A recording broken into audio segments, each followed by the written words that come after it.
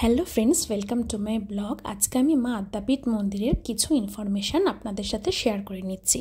এই মন্দিরটি শ্রী শ্রী অন্নদা ঠাকুর শ্রী রামকৃষ্ণ পরমহংসদেবের স্বপ্নাদেশে স্থাপন করেন। এটি দক্ষিণেশ্বরের খুব কাছেই অবস্থিত। দক্ষিণেশ্বর মন্দির থেকে বা স্টেশন বা মেট্রো স্টেশন থেকে আপনারা টোটো, অটো, রিক্সা পেয়ে যাবেন এই মন্দিরে আসার জন্য। এই মন্দিরটি খোলে সকাল 4:30 থেকে 5টা পর্যন্ত, তারপরে 10:30 থেকে 11টা এবং 6:30 থেকে বিকেল 7টা পর্যন্ত। এই যে 30 মিনিটের জন্য আমি বললাম টাইমটা, এই সময় আপনারা মায়ের মূর্তিটি দর্শন করতে পারবেন।